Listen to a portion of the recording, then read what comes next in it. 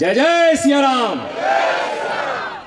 आज पंचवटी में हो रहे इस विराट हिंदू सम्मेलन में मैं आपको आज यहां कोई ज्ञान देने नहीं आया हूं।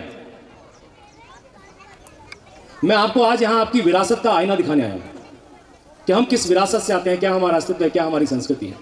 आज मैं आपसे कुछ सवाल पूछने आया हूं।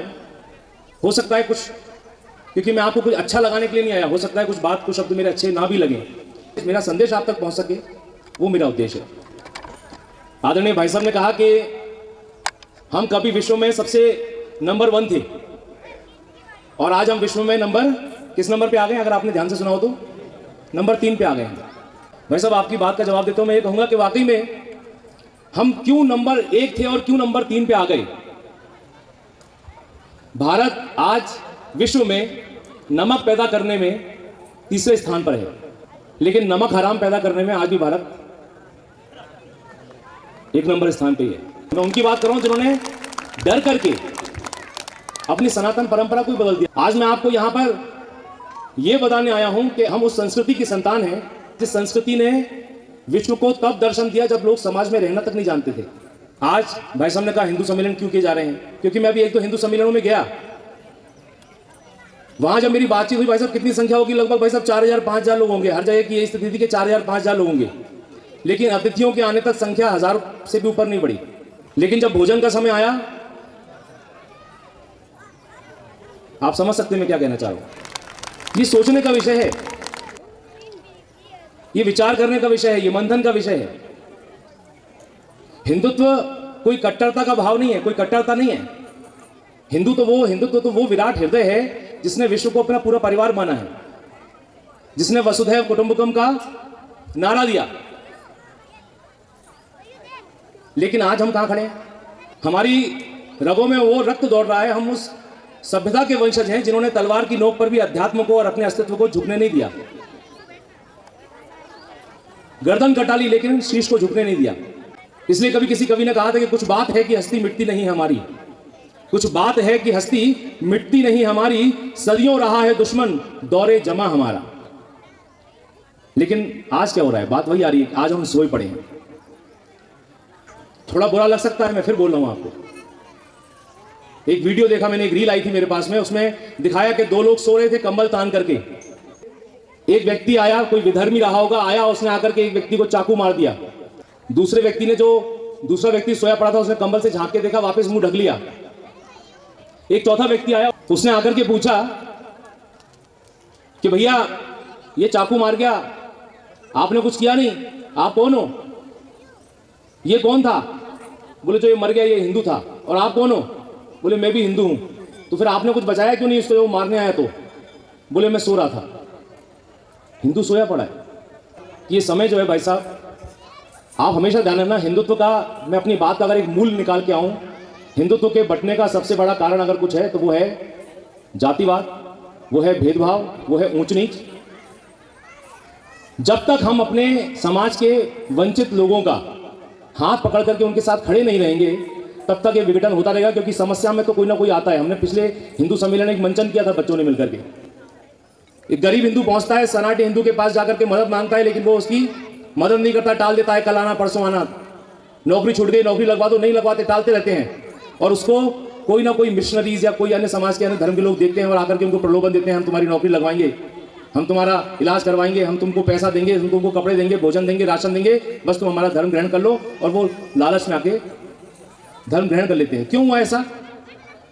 इसलिए हुआ ऐसा क्योंकि हमने उनका हाथ नहीं थामा, हमने वंचितों का हाथ नहीं थामा। और वंचितों को छोड़िए, आज अड़ोस पड़ोस में भी कुछ हो जाए तो दूसरा कोई आता नहीं है। सबको इस समाज में चंद्रशेखर आजाद और भगत सिंह चाहिए, लेकिन अपने घर में नहीं, पड़ोसी के घर में चाहिए। अपने घर में आ गया तो जान पे बनाएगी। इसलिए ये समय लड़ने का नहीं है, ये समय जुड़ने का है, ये समय स्वयं को गढ़ने का है। और एक छोटी सी कविता सुना करके मैं अपनी वाणी को विराम दूंगा। ये कविता कल रात को ही एक देहरादून में हमारी एक परिचित हैं, शिक्षक हैं हिंदू नेशनल इंटर कॉलेज में और ओजस्वी कवयित्री हैं, उन्होंने रात को, मैंने उनसे रिक्वेस्ट की, उन्होंने रात को 11:30 बजे मुझे एक कविता लिख के दी।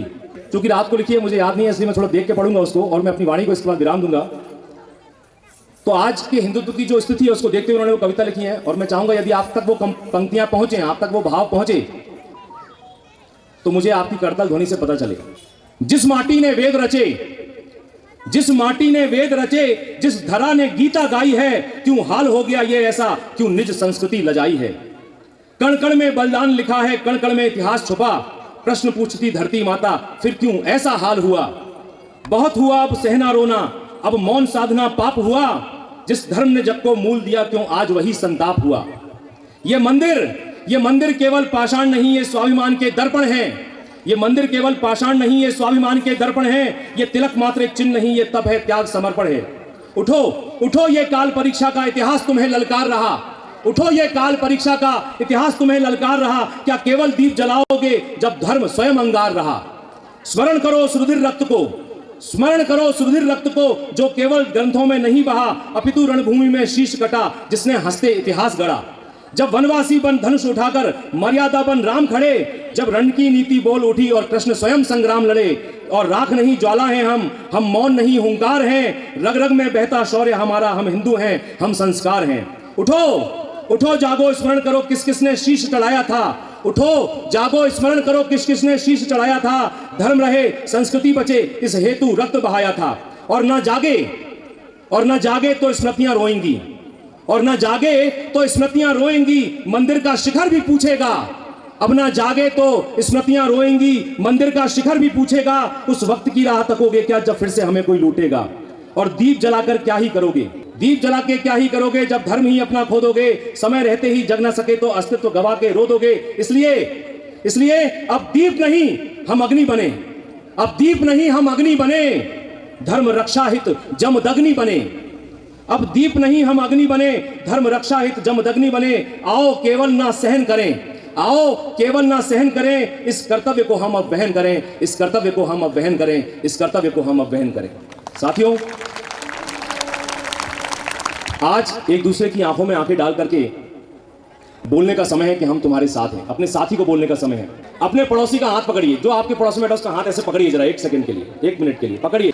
हथेली से हथेली मिला के ऐसे दिखाओ जरा मुझे, एक बार दिखाओ मुझे। और अपने पड़ोसी को बोलो, आंखों में आंखें डाल के बोलो और हाथ को हिला के बोलो कि तुम चिंता मत करो, मैं तुम्हारे साथ हूं। बोलो एक बार अपने पड़ोसी को, बोलो आंखों में आंखें डाल के, मैं तुम्हारे साथ हूं, मैं तुम्हारे साथ हूं, मैं तुम्हारे साथ हूं। जय जय सिया राम, जय जय सिया राम, जय जय सिया राम।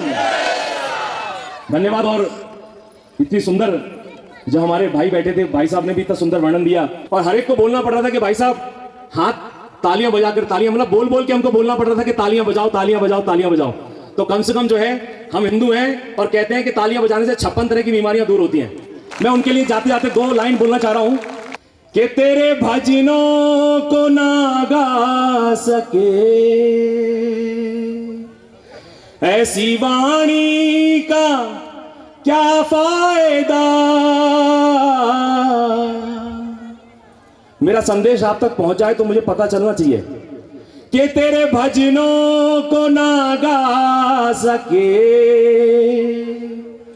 ऐसी वाणी का क्या फायदा।